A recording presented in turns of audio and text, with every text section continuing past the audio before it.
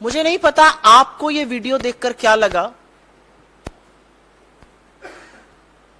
लेकिन मैंने भी पहली बार पूरा वीडियो यहीं पर देखा।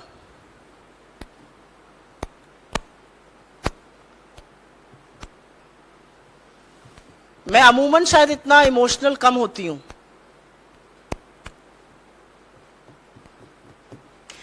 इस देश की सबसे होनहार बेटियां, इस देश की वो बेटियां जो अपनी पीठ से बड़े बड़ों को पटकनी देकर चारों खाने चित्त कर देती हैं। इस देश की वो बेटियां जब वो मेडल लाती हैं तो लोग लालायित होकर उनके साथ फोटो खिंचवाते हैं। उनको सड़कों पर ऐसे घसीटा जा रहा है कि वो मुजरिम हो। उनको सड़कों पर इस कदर बेइज्जत किया जा रहा है कि उन्होंने गलत किया हो। ये देश की वो बेटियां हैं जो इस देश के लिए ख्याति लाती हैं, जिनके पीछे मीडिया भागती है, जिनके साथ खड़े रहने में प्रधानमंत्री को भी गर्व का अनुभव होता है, जिनको वो ये कहकर संबोधित करते हैं कि तुम मेरे घर की बेटी हो, तुम्हें निराश मैं नहीं देख सकता हूं। आज इस देश में एक बहुत बड़ा इतिहास रचा गया। बहुत दुख हुआ ये देख के, लेकिन आज इस देश में बहुत बड़ा इतिहास रचा गया। इस देश में एक तानाशाह ने अपने राज तिलक का स्वांग रचा। इस देश में एक ऐसी संसद का उद्घाटन हुआ जहां लोकतंत्र को छोड़कर सब कुछ है। लेकिन सबसे स्याह इतिहास और आने वाला समय इसका साक्षी रहेगा कि जब एक तानाशाह अपना राज तिलक कर रहा था, तब हमारे देश की सबसे होनहार बेटियां इस तरह से घसीटी जा रही थी, मारी जा रही थी, डंडों से पीटी जा रही थी।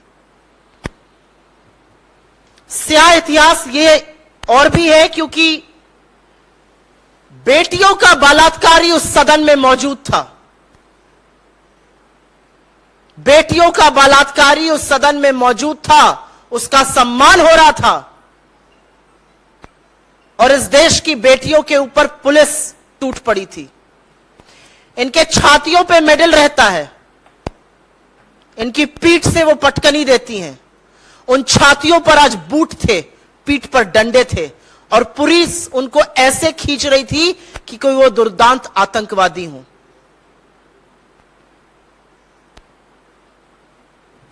आज इस देश में वाकई में इतिहास रचा गया है।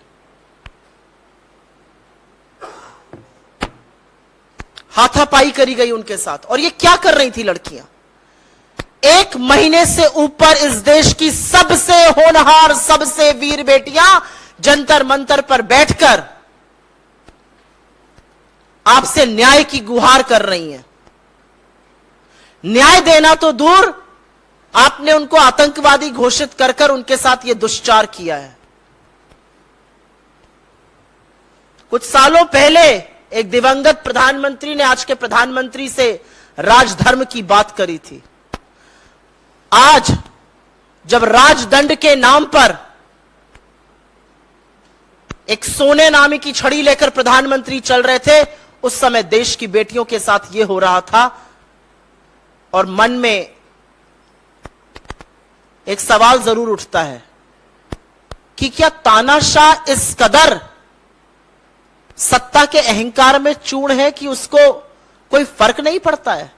दिल्ली को छावनी बना दिया गया, किसी को आने की दिल्ली के अंदर इजाजत नहीं है। उन लड़कियों को सिर्फ घसीटकर मारा ही नहीं गया, डिटेन किया गया, उनका सामान फेंक दिया गया। मेरी कोलीग यहां पर है, वो आपको और विस्तार में बताएंगी कि जब महिला कांग्रेस के हमारे सहकर्मी वहां पर गए तो उन्होंने क्या विभत्स दृश्य देखा। लेकिन वो 1 महीने से न्याय की गुहार कर रही हैं, और न्याय के नाम पर सिर्फ और सिर्फ सरकार की चुप्पी और ये जो आज बर्बरता हुई है, ये नजर आ रही है। कुछ लोग पूछते थे, और आज ये सवाल अपने आप में ज्यादा बड़ा हो जाता है कि भारत जोड़ो यात्रा का मतलब क्या है? क्यों कर रहे हैं आप लोग भारत जोड़ो यात्रा? देश टूटा ही कहां है? आपको ये एक टूटा देश नहीं दिखता है?